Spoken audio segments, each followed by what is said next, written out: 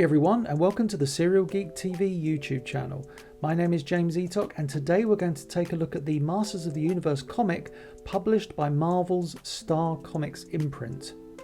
He-Man and the Masters of the Universe was one of the most popular cartoons of the 80s, but while shows such as the Transformers, G.I. Joe and Thundercats were being supported by comic books, the most powerful man in the universe had nothing.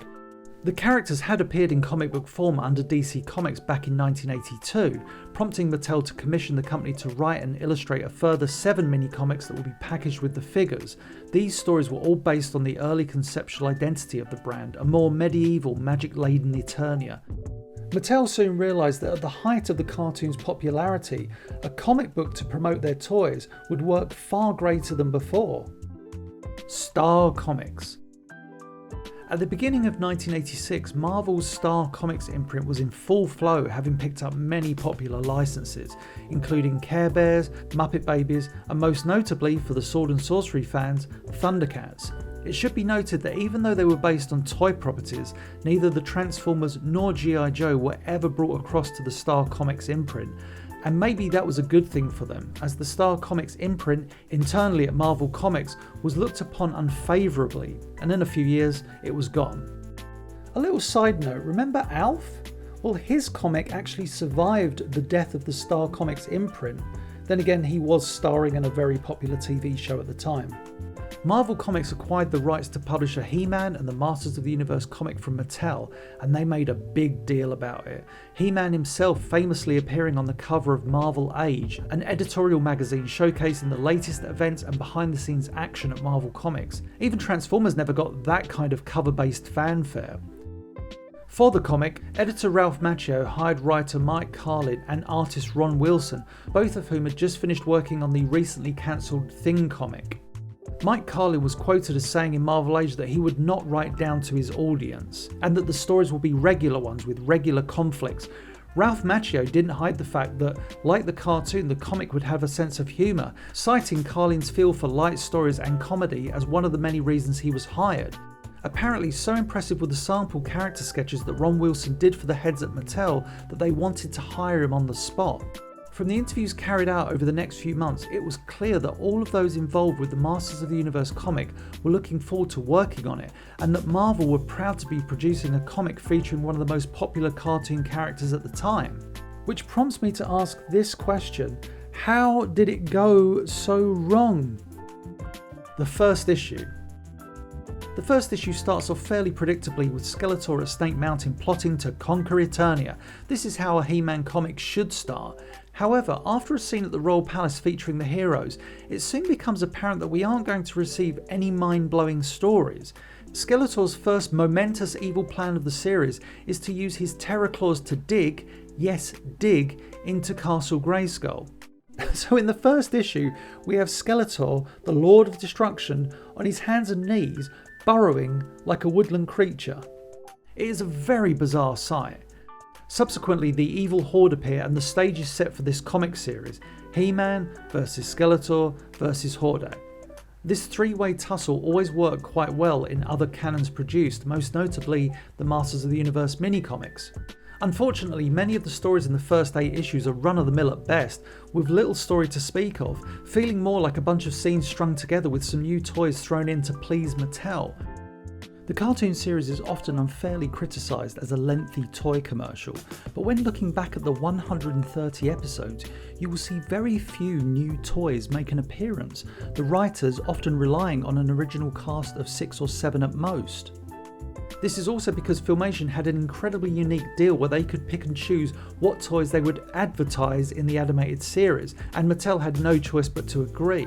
It is possible that Star Comics' agreement with Mattel wasn't as lenient. In the interview with Marvel Age, Ralph Macchio explained that each story had to be approved by Mattel before it could be published. To me, that sounds like a pretty harsh deal, though nowadays it is sadly all too commonplace. Mattel's influence. The first 8 issues of the Masters of the Universe comic truly embody what people perceive the cartoon to be: one giant toy advert. The closest we actually come to a decent story in the first 8 issues occurs in issue 7, when King Randor desires to become a warrior again. Although poorly executed, we do get some interesting moments and character usage, such as Scareglow fooling the heroes into believing that he is Skeletor, and Faker at the Royal Palace pretending to be He-Man. However, many of these stories are bad, full of inconsistencies, one of my favourites being Skeletor not knowing how to get to Castle Grayskull in one issue. In the first 8 issues, we are literally bombarded with product placement after product placement.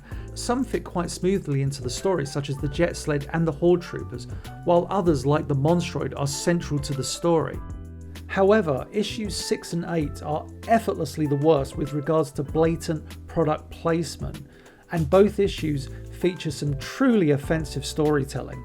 In the first 8 issues, we see the following characters make their debuts, coinciding with the release of their action figures: Meteorbs, all 10 of them, Rock Warriors, Horde Troopers, Rio Blast, Snout Spout, King Hiss, Ratlaw, Tongue Lasher, Extendar, Multibot, King Randor, Clamp Champ, Ninjaw, Blast Attack, Scareglow, Faker, because he was reissued, Mosquito, Squeeze, and Snakeface, plus the accessories Jet Sled, Laserbolt, Mantisaur, Monstroid, Fright Fighter, Blasterhawk, Beam Blaster and Attila Ray, Scuba Attack, Cliff Climber, and Tower Tools, and finally the playsets Slime Pit and Eternia.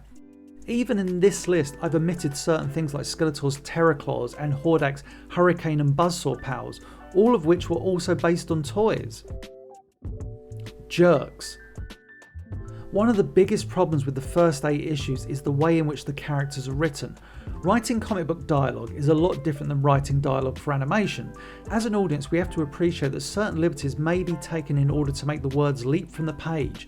However, it is fair to compare characterizations, and one sad thing about the characters in the first 8 issues of this Masters of the Universe comic is that they are simply unlikable. This would not be a problem if they were villains, but most, if not all of the heroes, come across as jerks. He-Man is the least offensive because he's written so blandly, but Orko, Man-at-Arms, Prince Adam, King Randor, the heroes, and the villains all have an air of cockiness about them, and it's most unsettling. Issue 3 opens with Adam and Orko sparring. Even though Orko is horribly whiny here, he seems to have a point as he addresses the fact that Adam can use the Sword of Power to overcome any odds. This is where we should see Adam point out that the Sword of Power isn't what makes He-Man a great hero, it's the man who wields it. Instead, Adam simply shushes Orko. Issue 4 features new toys Rio Blast and Snout Spout, who are written pretty much as the same character. One could easily switch their personalities and you would not be able to tell the difference. Although they are partners, they bicker and fight their way through the issue, leading to the predictable splitting up to the even more predictable reformation in order to overthrow evil. Sadly, throughout the issue, neither are given any real character, just very angry, shout-laden dialogue. Issue 7 features an ensemble of unlikable characters. Although given a good story, that of a king who desires to be a warrior once more, Randor's character in this issue does not endear him to the reader. Instead of the noble wise king we are used to, here we have an arrogant old man, and I quote, "I'm the king. I can go anywhere I want to. How many times do I have to keep telling everyone?" Clamp Champ's debut in this same issue is by far one of the worst character debuts ever. As the king's bodyguard, he is puzzled as to why the ruler of Eternia would take on one of Man-at-Arm's training robots, only to then say that if King Randor had been hurt, it would have looked bad on his own record. Queen Marlena retorts, "You're just making matters worse." Even she, one of the most loving characters on Eternia, doesn't like him. She even proceeds to mock Clamp Champ when he believes the dinner bell to be a threat on the king's life. Both King Randor and Clamp Champ further isolate themselves from the reader by being noticeably unhappy with He-Man's presence on Eternia, the pair believing that the most powerful man in the universe takes away from their action. Eternian dialogue. A lot of these poor characterizations owe much to the dialogue, which is often poorly written. There are some real gems in there. A few of the best examples of how badly the character dialogue is written include Hordak threatening Skeletor with Grislaw. "I send the snaggle-toothed Grislaw to do you in." Man-at-Arms come back to Hordak. "Oh yeah, ugly, says you." Skeletor's use of the word humongous when describing Monstroid. blast attacks, whoa, this ninja dude is good.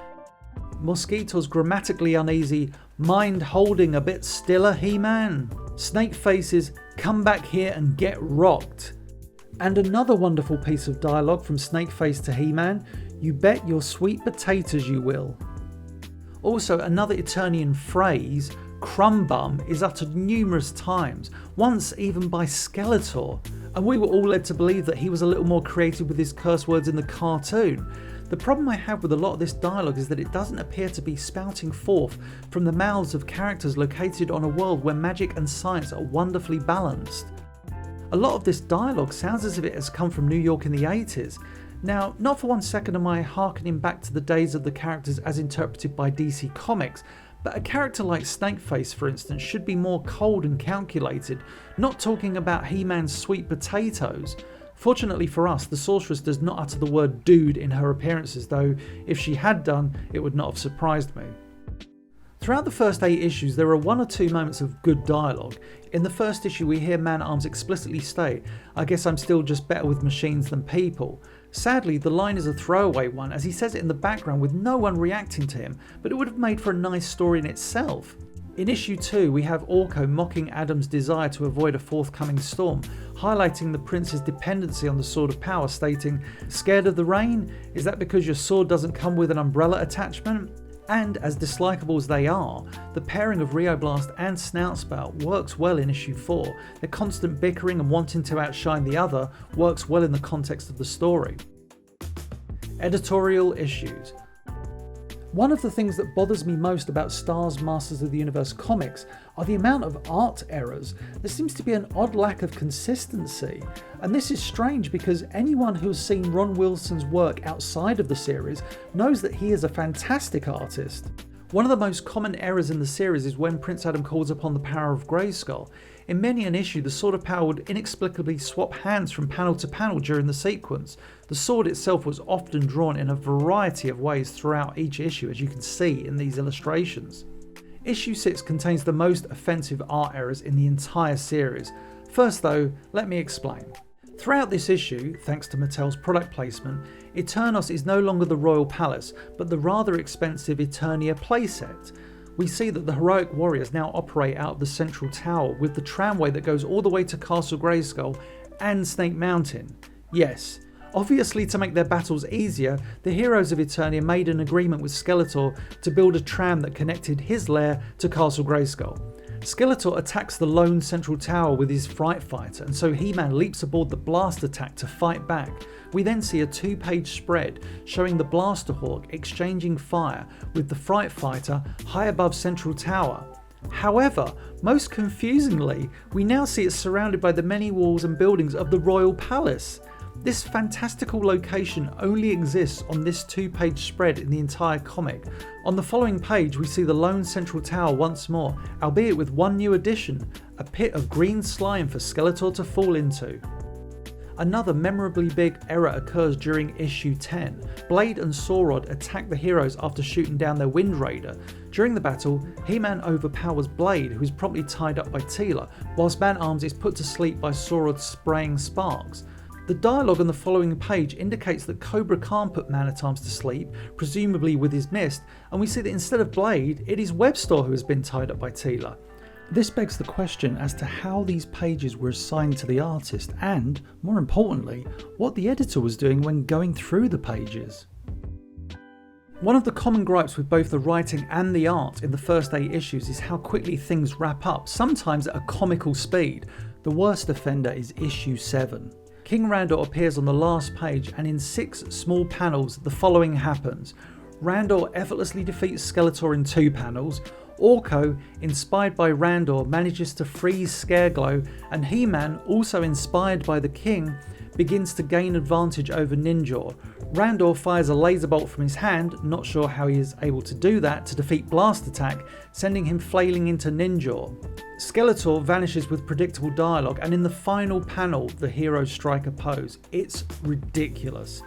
Even though issues 1 to 11 are standalone, 1 to 8 feel incredibly isolated and often monotonous in their storytelling. Thankfully, George Caragon would come along and change everything. To be continued.